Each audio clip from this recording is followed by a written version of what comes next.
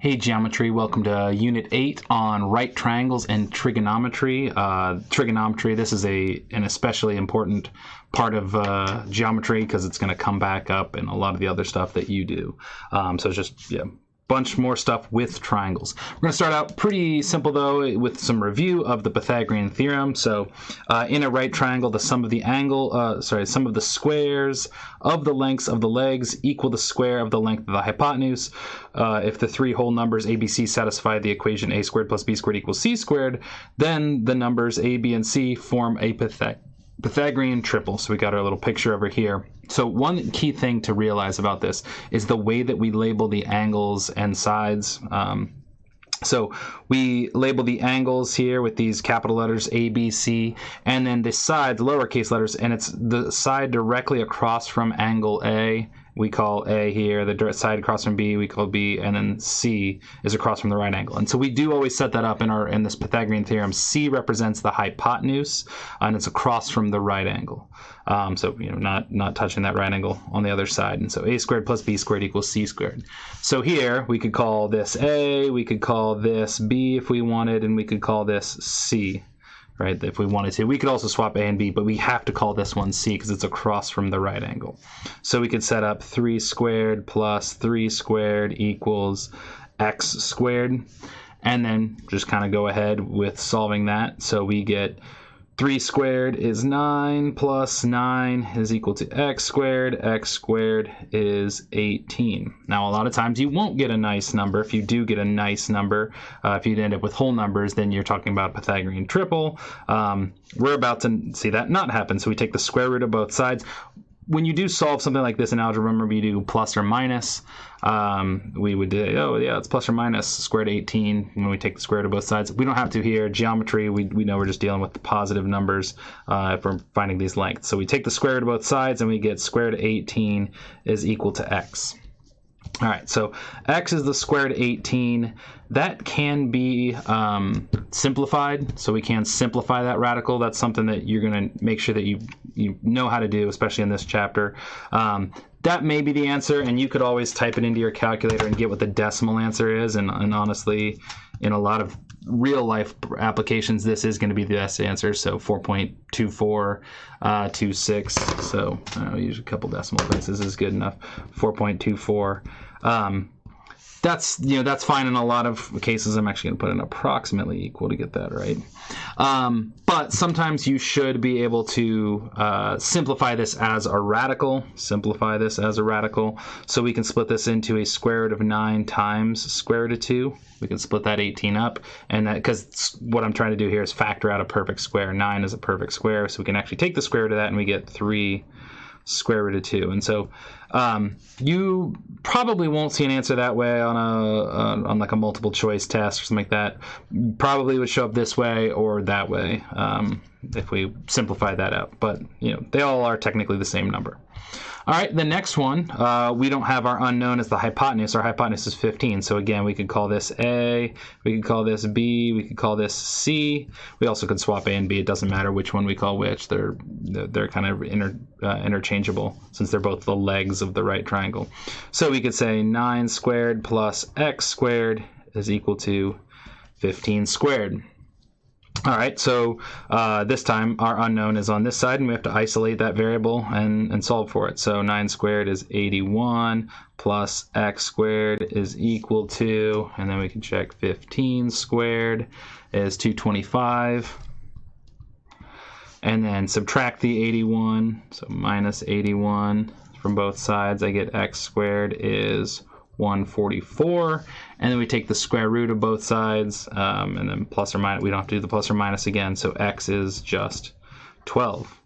All right, so what we see here is that if this is 12/b, but I won't always call those a, b, and c, just want to make sure we're clear with that. We could call 9, 12, and 15 a Pythagorean triple. 9, 12, and 15. That is kind of a Pythagorean triple. Really what that is that's a multiple of another Pythagorean triple we use, which is 3, 4, 5. That's by far the most common one. You'll notice that this is just a scaled up version or a dilated version, scale factor getting kind of in with, similar to this 3, 4, 5, if we just multiplied each of those lengths by 3. So these two triangles, they're both, if we had a 3, 4, 5 triangle, it would be a Pythagorean triple. The 9, 12, 15 is, a scaled up version of that, a dilated version of that, and it's also a Pythagorean triple. And everything we could multiply those by would give us Pythagorean triples. So they're just similar triangles. And so we'll come back to some more of that. And then this third example here. So these are my two legs. I could call them ABC, ABC, whatever. We don't have to always write that out.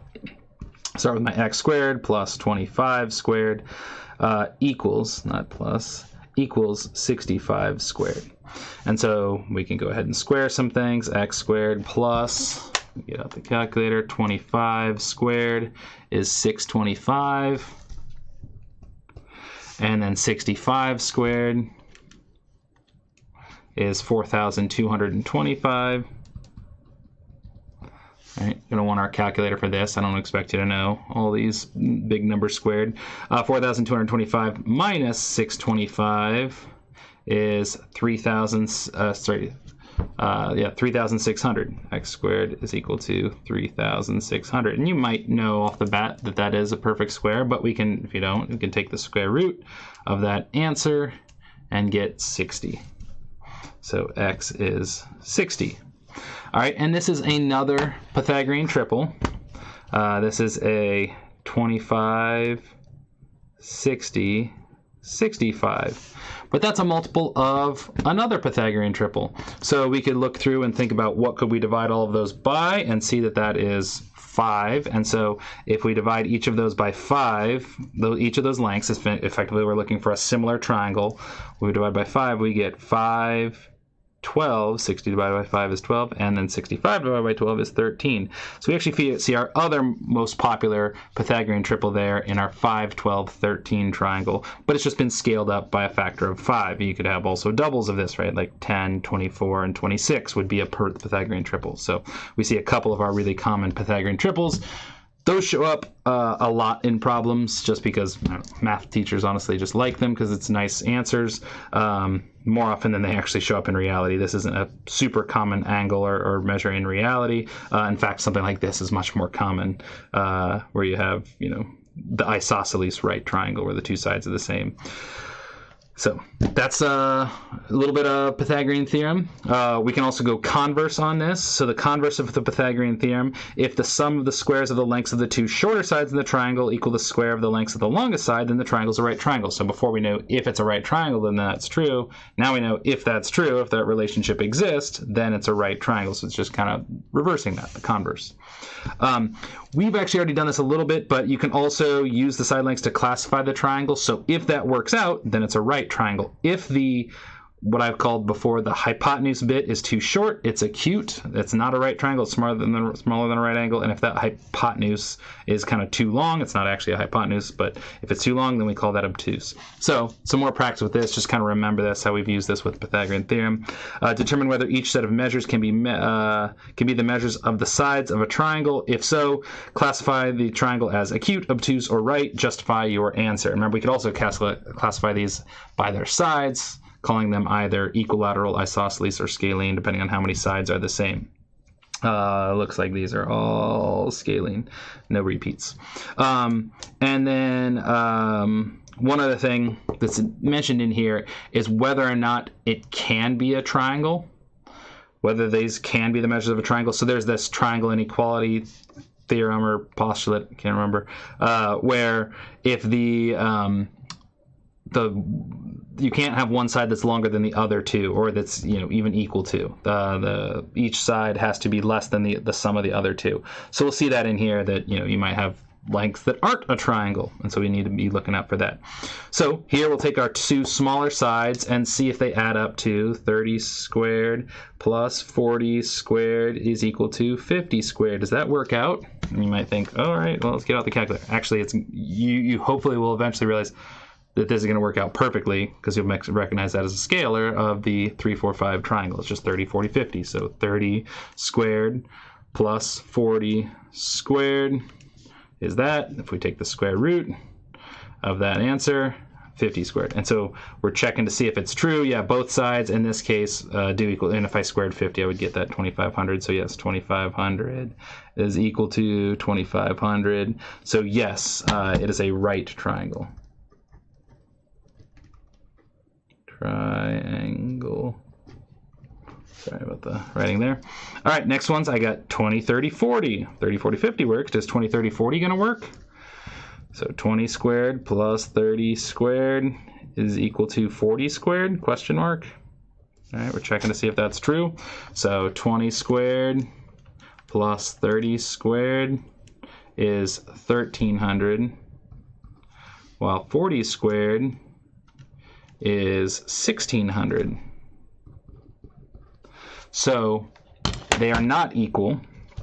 All right, so we could write, they're not equal. We could also write that 1,600 is greater than, and so we could look back up here and cross-reference, see that it's obtuse, but I don't really want you to have to memorize it based on a chart. I just want you to think about it.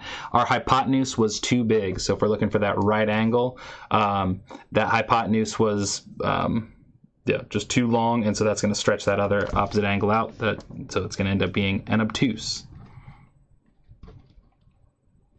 triangle. The next one, you can try this out. 18 squared plus 24 squared plus 30, is equal to 30 squared. I should be using my 30 squared. Is that true? So we can double check. And you might wonder to yourself, does that kind of look like a 3-4-5 ratio? It does. 18 squared plus 24 squared plus, I need plus. So my left side comes out to be 900. My right side is 30 squared, or you could take the square root and see if it's 30. 30 squared. Oh, right side's 900. So those are both 900. Yes, checks out. This is a right triangle. And again, it is just the 3-4-5 ratio, only it is 6 times as much. So 3 times 6 gives you that. 4 times 6 gives you that. 5 times 6 gives you that.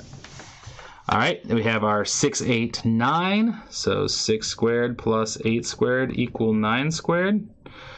So 36 plus 64. 36 plus 64 is 100. And you might know that the square root of 100 is going to be 10, not 9. So this is not going to work out. You get 100 equals 81. So yeah, I guess that's a question mark. No, the hypotenuse in this case is too small. If this were 10, this would actually be a Pythagorean triple. It would be the 3-4-5 just times 2. But it's not. The hypotenuse isn't long enough. It's too small, so this one is acute. Here, the 6, 12, 18. So we can think about if that's multiples of one of our other ones. We can divide both of those by, or all three of those by 6, right? And then you might quickly realize that, no, that's going to end up being a 1, 2, 3. That's not one we've heard of. So we can still check and see what type of triangle it is, but something to be on the lookout for. So 6 squared plus 12 squared. Oh, you know what? This is my one. Before I do this, 6 plus 12 is 18. So this one is not even a triangle. The two sides have to add up to be more than the third side for it to be a triangle. If I tried to make a triangle out of this, if I put 6 and 12 just straight next to each other, it would just form a straight line that would length 18. So this one is not a triangle. And then the last one here, so we can do it. 10 plus 15 is more than 20, so we can do it. And we could think about what the multiples are, right? So we can divide each of those by 5. So that'd be like 2, 3, 4, which is not a special right triangle. So let's check it. Let's see what we got. 10 squared plus 15 squared is equal to 20 squared, question mark. Is that true? So 10 squared plus 15 squared. So 10 squared plus 15 squared is 325. So is 325 equal to 20 squared? It's not. 400. So our hypotenuse was too long, so they're not equal. It's greater than. And so then that's going to be an obtuse situation as well. So the hypotenuse was too long, so this is obtuse. All right, moving quickly to the back, a couple of examples of applying these. So an airplane lands at an airport 60 miles east and 25 miles north from where it took off. How far apart are the two airports? So, basically, what is this distance? We could call it X, we could call it C, doesn't matter. I'll call it X. And so we can set up a 60 squared plus 25 squared is equal to X squared. Get the calculator out and get solving. So 60, and you might already know what this number is. So 60, so we already saw this triangle once, 60 squared plus 25 squared. And then take the square root of that. It's a nice 65, right? So you could, this side is 4,225 is equal to X squared. X is the square root of 4,225, which is 65. And so answer is 65 miles. Should probably put it in context what they're talking about. And then the last example here, Clyde makes a triangle using 3 sticks of length 20 inches, 21 inches, and 28 inches. Is the triangle a right triangle? Explain. So basically take the two smaller sides. Does 20 squared plus 21 squared equal 28 squared? Do we have a Pythagorean triple there? And so we can check 20, and I guess this is more of a question mark right now. 20 squared plus 21 squared is 841. On the other side, 28 squared is not 841. It's 784. And so those are not equal. So the answer is no.